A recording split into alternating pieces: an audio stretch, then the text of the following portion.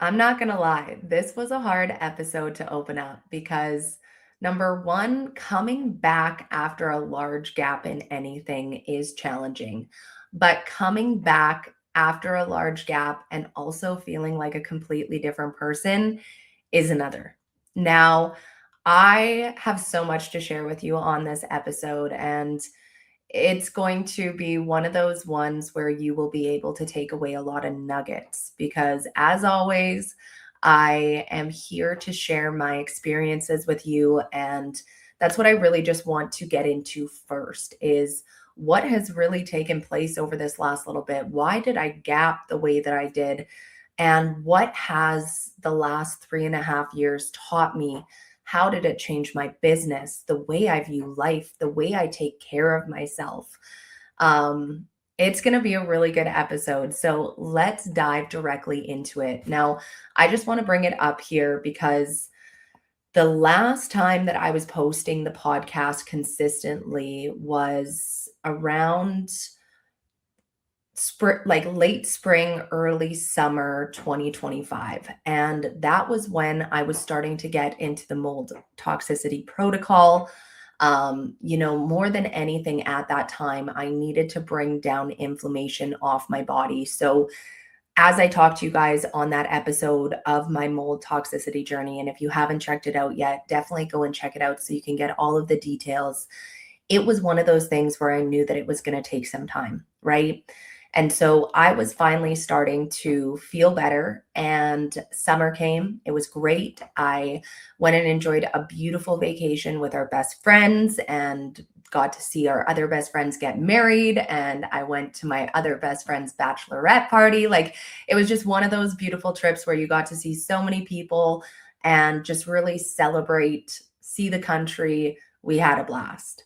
Now, I got back from this trip and I wanted to do something to prove to myself that I could get back into fitness again, right? Like, yes, I was still working out, but I needed a new type of challenge. And so I actually signed up for Goob's transformation challenge. It was like a no edits challenge because he's all about calling out influencers who are editing their photos. Um, his and I's values aligned so much. So I thought that this would be a perfect fit. So I started doing that and I was really proud of myself. Like, it felt so good getting back into compound lifts and just really starting to feel like myself again. And I think that this is the hardest part about going through any type of major sickness or illness is the fact that when you change so much and become a version of yourself that's unrecognizable, like I had the unexplained weight gain, I was going into the constant allergy attacks. My gut was wrecked. Like, I couldn't think straight. I was like an unrecognizable version of myself. And it took everything in me to keep going. But when you are at that point, you want to continually mourn the old version of you. You just want to go back to her, right? You're like, I would do anything. Like, guys, the amount of time I spent scrolling through old photos at night,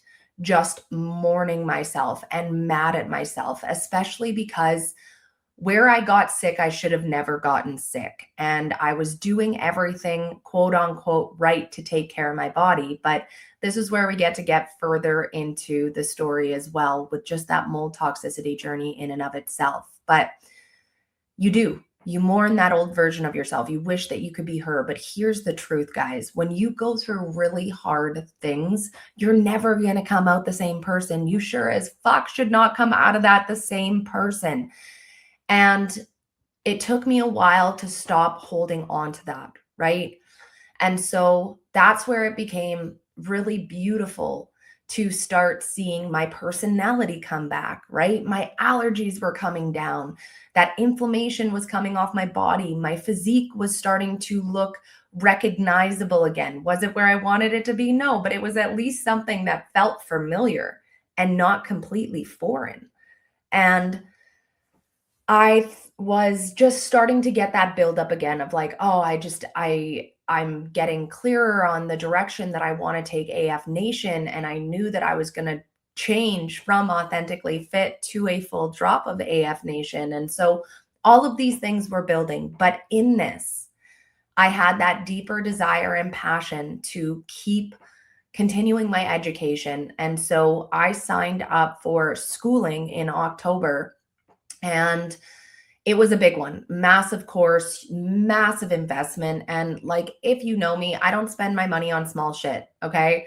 I take big, expensive trips and I buy very expensive education for myself. And that is just, I buy big things. I don't buy little things. Okay. So I was thinking like, this is it, like I'm about to get into school. I'm building back up again. I'm becoming a new version of myself and I'm loving it, instead of trying to go back to build the old version of me before I got sick. And what ended up happening was 2 weeks after I signed up for school, we ended up losing Alex's mom unexpectedly. And 10 days later, the day after the funeral, we ended up losing our 6-year-old golden doodle. Now, the hardest part about my healing journey was that I knew so much of it was nervous system driven. And there has been so much research done lately about how closely the nervous system is driven to disease. That's the easiest way to describe it, okay? The way that like I've seen it in client cases where a client can only eat like 5 to 6 items. Dysbiosis is growing in the gut. She's not clearing estrogen properly. She's starting to have leaky gut. Like, it's just turning into this big storm. And what was driving the whole thing was her nervous system. Okay, her nervous system that she thought that she was in such good control of. And this is the hardest part about being a woman, is that we are resilient. We are fucking strong. Sometimes so strong it's dangerous. And I always like to go back to the analogy of like marathon runners, because if you're familiar with them, you know that their body will quit before their brain. AKA, if they're going to go into cardiac arrest, their mind is still telling them that they can keep going, right? And that's the scariest part of how resilient the mind can truly be, is that it can override the body. And I think that that's so much of what's happening now, because a lot of the stressors that we're feeling that are impacting our nervous system, we don't even know are happening, right? So when we look at the material of the clothes that we're wearing, the frequency they give off, the plastic, like the forever chemicals that they give off, depending on what they're made out of. EMFs is a huge one for us right now.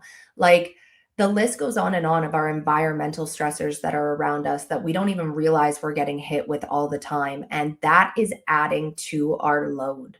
So then we're looking at the fact that the world that we live in now is very stressful. It's taxing on the nervous system. You could get 100 notifications in a second on this thing, right? And then you could still have the TV on in the background, a kid yelling at you, traffic noise. And those are all inputs that our brain has to process, whether we're trying to do a good job of ignoring them or not. And then we have a watch on our arm and it's giving us notifications. And then we have earbuds in our ear and they're going off. And like, we really need to understand how overstimulated our nervous system is, and that we were never supposed to drive this many inputs at once, which is why we're seeing so much overstimulation, decision fatigue, and people being in a sympathetic, aka fight or flight driven state more often than not.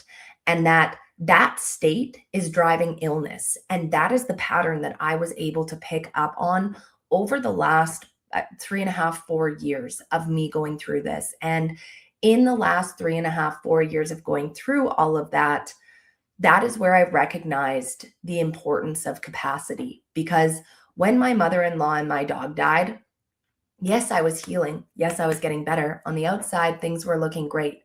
But internally, my nervous system could not handle that hard of a blow. Okay. Because we need to remember, we were massive decision makers. I planned the funeral. we were very hands-on, needing to deal with a lot of different things. It wasn't like it was just somebody passed either. So you're trying to grieve, but you're also trying to go through all these things. Then the dog passing, and that was the last thing that you were expecting. And you were just thinking that you were about to be able to start grieving because the funeral was finally over. And then you got to do that all over again, right? Like, I pray nobody ever has to go through that. And just each situation in and of itself of like getting to the passing were extremely traumatic. I'm not going to share the details, but they were extremely messed up to the point where you're just like, holy fuck, I don't even know how you made it out of that. And it's like, I don't know either. So what ends up happening is I went into shock. So going into that shock, I was just like, you're barely fucking sleeping. I'm just like, go, go, go, go, go, go, go, go, go. And then all of a sudden your body starts calming down, right? Starts calming down. And then you just kind of plummet, right? So in the multiple things happening from the mold toxicity, and in that journey of me getting ultimately sick in the mold toxicity, so many stressors were building. We lost my husband's brother. We had house stuff going on. We're both business owners. Like, you can only imagine what goes on just as a business owner. So many things, like, it literally, but the list doesn't matter. What matters is the proof of the stressors that stacked, and my body hit its max capacity. And when you hit your max capacity, you start spilling over, you hit that burnout, your body can't keep up, sickness and ailments happen. And that is why I developed the Restore method, and why I am so passionate about teaching women about their capacity. So capacity may be a word that you've heard about before. Maybe you follow my content, you've heard me talk about it, but you're like, what the fuck are you even talking about? Okay. I am talking about your body's threshold to be able to handle internal and external stressors. Okay. So what's going around you, but to also handle what's already going on in your body, because a lot of us are already not functioning at max capacity.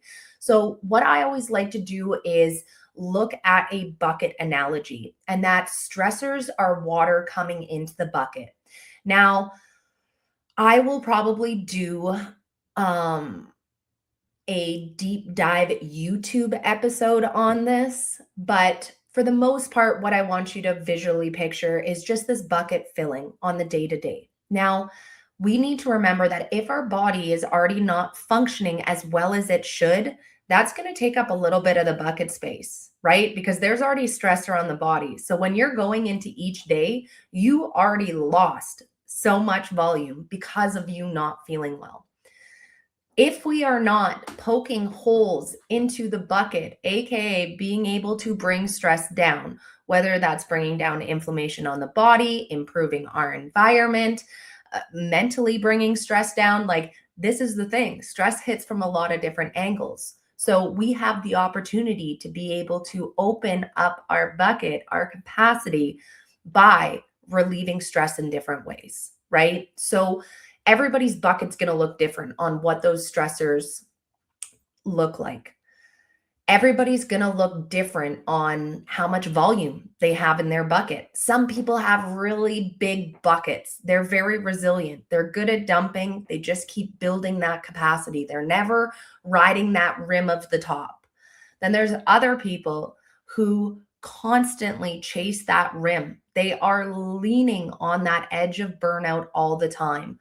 And they wonder why they feel like shit, why their body is slowly failing them. These are the women that I coach directly that are almost at that spillover point, or at that spillover point where they are hitting burnout, right? Where they can't get out of that deep exhaustion and feeling like everything that they're doing is not giving them the effort back, that they genuinely feel like their body is broken because all they do is work their freaking ass off, put in this effort, follow the advice of what they're being told. They've tried every freaking diet and they come out of it worse, right? Because they're just more mad at themselves that they're not making the change. They're just as exhausted. They're wondering if this is going to be there forever, that being a healthy and fit version of themselves just isn't practical. But then we need to look at the fact of how this hits them mentally, right? Because when you're always riding that line of max capacity, you become unrecognizable because depending on how tapped your capacity is, it is going to directly impact how you think, how you feel, how you recover, and how you perform. So when you start getting snappy and you're like, I don't even recognize who I am right now, I want you to start thinking about capacity. And this is just so life changing because I have been able to work this model over the last couple of years. And we have been able to solidify it now over this last year. And now we're actually fully launching it because nobody else is talking about capacity. Nobody else is talking about how to handle stress in this volume, the full picture of it, putting together the patterns of how the world that we're living in is impacting our body. So the really unique part about understanding your capacity is that you never have to feel like a failure anymore because your capacity is going to change in different seasons, right? There is going to be some seasons where you might have a harder time emptying that bucket, where you're riding that max capacity line, where you're white knuckling through your days. I know you know those days, okay? But there's also going to be other seasons where you have capacity to take on more, right? And the ultimate goal, though, is to lean more into that season where you have that capacity, right? So, without any knowledge or understanding of how capacity it really dictates your whole entire life, how to be able to handle it and use it, how will you ever be able to improve it and be able to live a life where you have the capacity to handle life, right? Um, so when we're looking at my story specifically, when I started to get sick, I was not doing a good job with my capacity. I was pushing myself really hard during work. I was starting to skip sleep. And then I was pushing my body really hard. And there becomes a point where that starts making your body a more favorable ground for it to not be able to recover if it's hit with a major stressor. So for me, it was the mold. Yes, our bodies are designed to be able to detox things like mold. What is happening though is that the environments that we live in, the products that we're using, the foods that we're eating is impacting our body in a way where number one, it can't break it down as easy. Number two, it can't clear it as easy. And it is now starting to live in our body and thrive in our body instead of being cleared solely for the fact that our allostolic load, our total load on our body is too high. We aren't able to fight back. We don't have the energy demand to be able to fight back.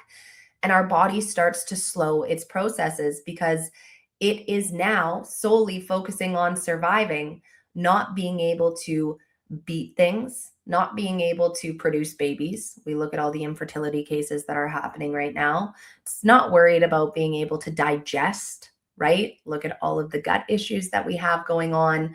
It's not worried about converting metabolites. And so when we're looking at just that in and of itself with the hormonal impact, there's a reason why things are the way that they are right now. Okay. And when you start skipping things like sleep, right? That starts taking away from your capacity, that starts adding water to that bucket real fast. Okay. And I was at a point where my body was favorable for mold to overgrow.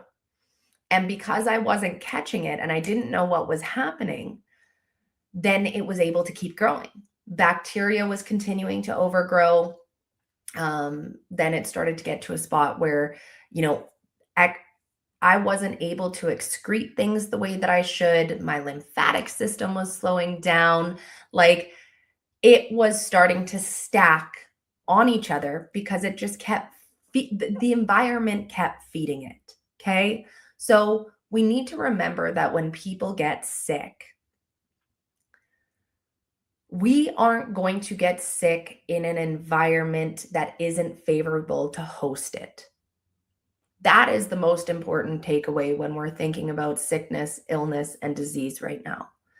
So, if we know so much about the body, in my opinion, then we should be doing a lot of different things to make sure that our environment, the products that we're using, the regulations that we have actually coincide with us being able to have good health. Crazy. I know, it's wild. But I started to build back up my capacity. And when you hit true burnout, it's not something that just happens overnight. Okay. This can take years to build back up again. And it was 2025 that I was just finally starting to recognize myself a little bit again.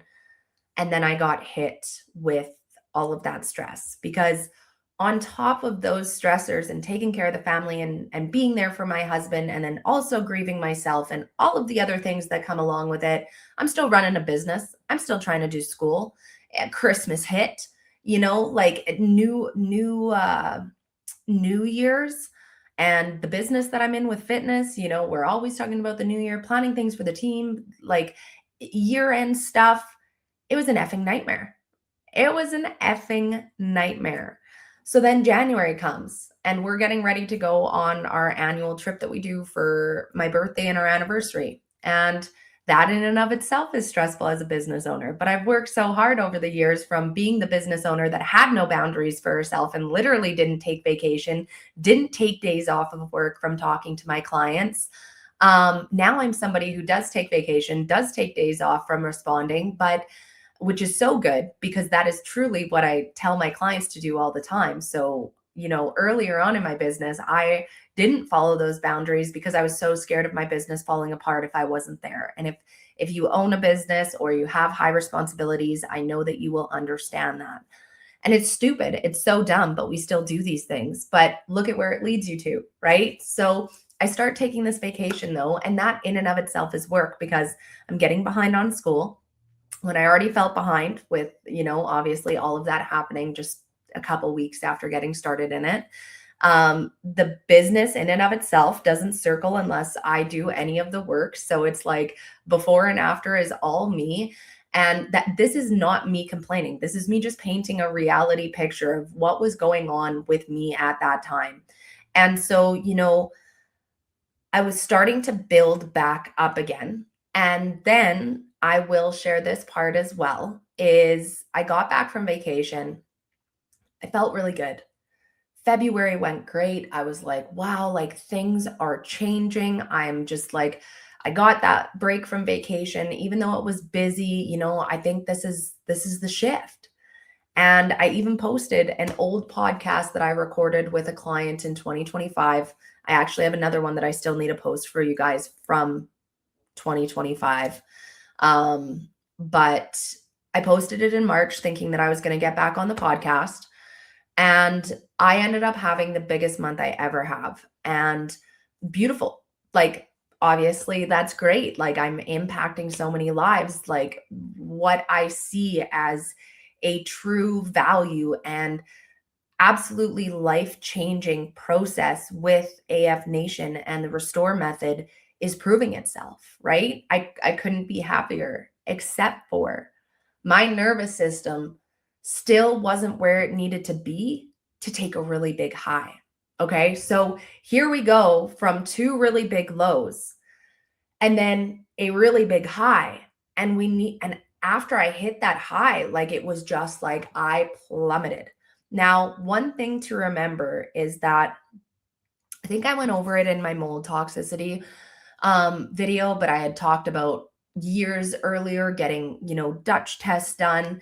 And between my testing in 2022 and my testing in 2025, it's been across the board that I have really low neurotransmitters, right? Really low dopamine, really low serotonin.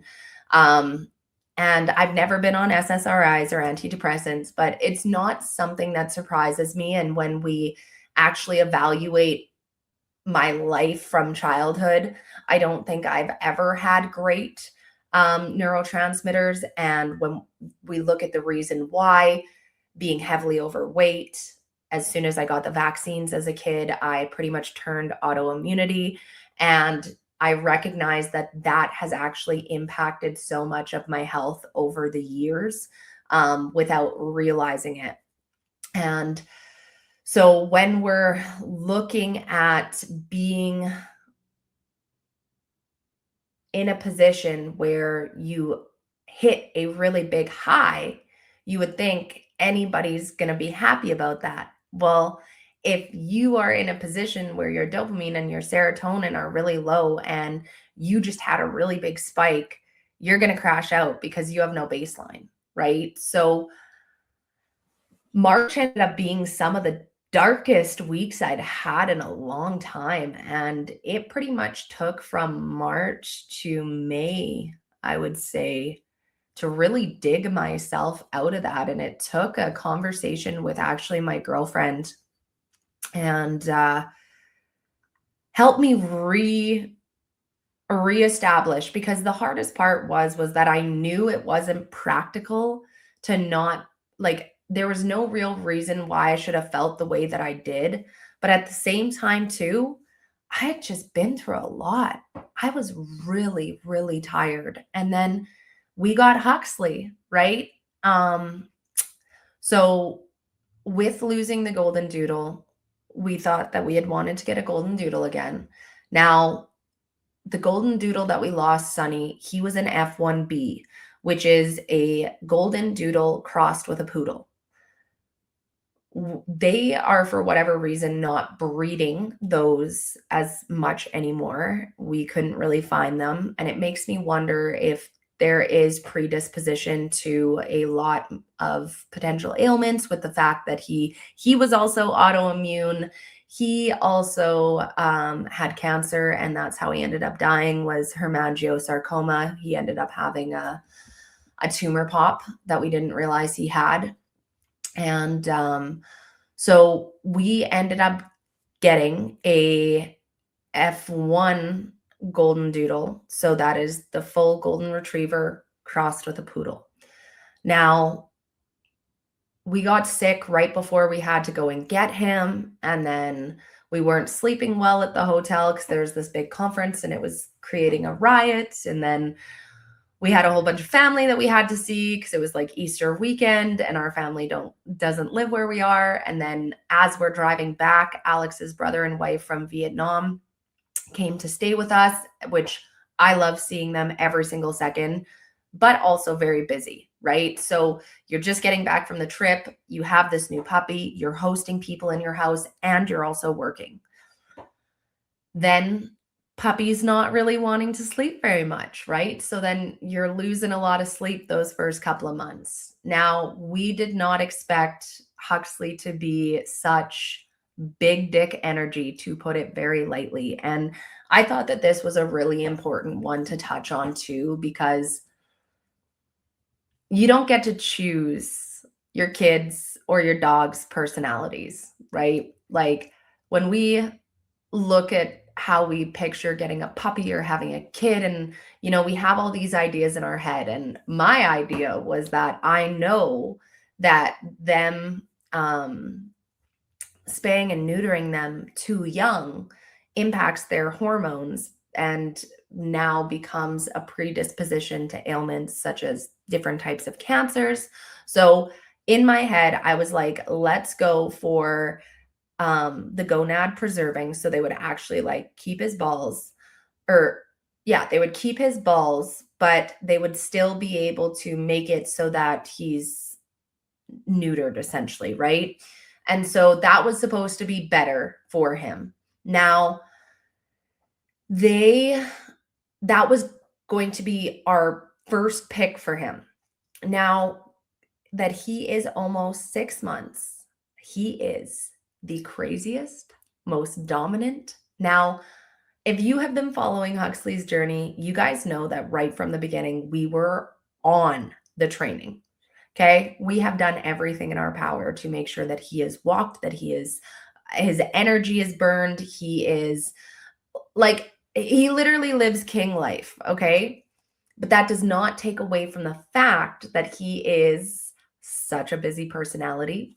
He is the biggest of the pack.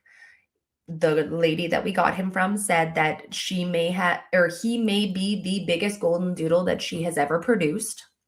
He has been growing like a weed.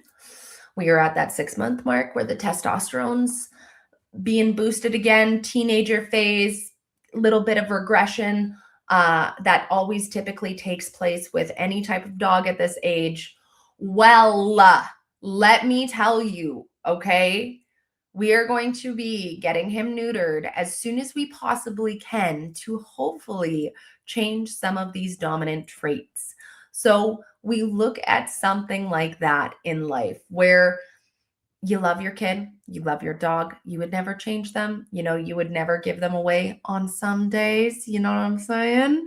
But you can't change it. But that doesn't take away from the fact that eats up your capacity. Okay. You got a kid that's challenging you all the time. I got a dog that's challenging me all the time. I freaking am constantly having my capacity tested, my patience tested. I asked God, I thought I had grown so much in my patience the past few years. Why did I need this one? So we're still waiting to find out that answer. Really hope he gives it to me at some point. But that in and of itself added to everything, right? And now I finally got my footing again. And being able to finish school was a massive one. Find my footing with Huxley, learn how to be able to adapt my schedule to work from home, have a crazy ass dog, and be able to execute everything that I need to, right? So, without a doubt, it has been a wild journey. And I really hope that I explain this well enough because there was a lot of moving parts, a lot of things that have happened. And I wanted to make sure that I painted the full picture for you because sometimes I think we get embarrassed to share our stories when we go through hardships. But I hope that you can see in me sharing this, it is in no way complaining and me feeling sorry for myself. It is in every way to explain to you guys about what I was able to see and learn and understand about capacity and how to be able to uphold and overcome such a taxing world because it truly is. It's exhausting. I wish it didn't take so much work to be able to, manage your stress, keep your health moving forwards, be a good wife, daughter, mom, all of the things, right? The best friend, the freaking everything else that you need to be in all other positions, right? And somehow we're still supposed to have the house clean and laundry done and all of these things. And that's why I am so passionate about teaching women stress resilience, teaching them how to build their capacity, because so many of us are out there being literal super women and hating on ourselves every single day, feeling like we're not enough, feeling like we're never getting enough done, feeling like we're in this constant chase of the same circle day in and day out. And that is not fair because we are accomplishing so much. It is just that we're living in an ass backwards world that is doing a way better job of breaking us down than it is building us up. And I am here to do the Uno reverse on that. Okay. We're Uno reversing that bullshit. And that's what I really want this podcast to be. Okay. There's going to be some fitness, there's going to be some mindset, there's going to be some world stuff in here because at the end of the day, we can't ignore what's going on in this world. But I am going to be frank with you that I feel very limited on what I am able to share and say in certain concepts because of the bills that they're putting through in Canada and the freedom of speech that we are losing. So, because of that, sometimes I might not dive into the details of what's happening as much as I want to provide you information of how to be able to be resilient through it, no matter what it is that you're going through, no matter how crazy things are around us. I want this to be a safe community where we can talk about the raw things like not being freaking perfect, burning yourself out, and then realizing you have no choice but to change. You need to figure out your fucking capacity, or else life is not going to be a good one, right? Life is not going to be a long one. We really need to understand how much this impacts us. And it's okay if we make wrong decisions. I come on here and share all of this stuff. So the hope is we can just feel less alone on the fact that we are just human living in this Instagram world that wants to make us feel like we are not enough and that we need to be some sort of way. I want us to feel like it's normal to have a messy house, right? Stuff on your desk, papers on your desk. Like, we live in a real world, right? But I think that the craziest part is we have been weaponized against each other. We are getting to the point where we're getting so burnt out and tired. We're losing community, we're losing conversations, we're losing values. And especially with AI coming through so hot, so fast, you don't know what is real, what is true. Um, it really is unfortunate that we have to question what is real or not that we're seeing anymore. But this is where becoming a critical thinker is so important. That is one of the skill sets that I want us to be able to keep sharpening in this podcast together, because being able to take in a boatload of information and to be able to assess it and feel like you can make a decision that's best for you and your family is what we need to be able to do, right? We can all make different decisions and still work together for a greater good, right? I think that we need to understand that there can be 10 ways to do one thing, and one doesn't necessarily make one better than another, but we don't have to hurt the environment. We don't have to hurt each other in order to be able to do that, right? So, yeah, it's going to be a really, really good time. And to be honest, I was going to go into my Mexico story because I took my mom to Mexico for her 63rd birthday. And honestly, don't ever second guess it. Take your mom on the trip, take your dad on the trip, take whoever is important in your life, whether it's your grandma, maybe it's a relative, maybe it's somebody who's not even blood related to you, but they've been an inspiration to you, right? Whether it's that they've been a mentor or like a mother father figure. Take your elders, okay? Take the seniors. They're not getting any younger. What they're going to be able to experience isn't going to be bigger and larger. So go do it while you can. You will never regret that, okay? You can always make more money.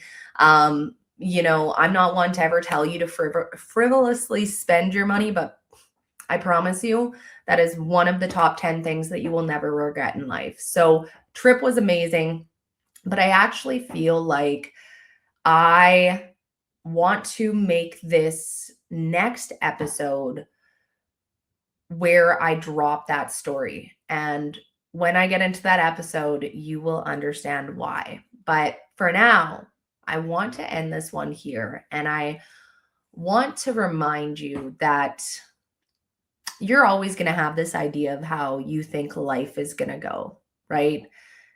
And I am yet to meet one person who have had their direct plans go as they thought that they would. But there's a bigger piece to that. And it's that Your plans were never supposed to be the plans to begin with, right? We are supposed to go through hard things to make us look at life different. And sometimes we aren't able to see life the way that we should because we haven't been forced to. And a lot of the time, you're not forced to look at anything with a different perspective until you run into a trial, right?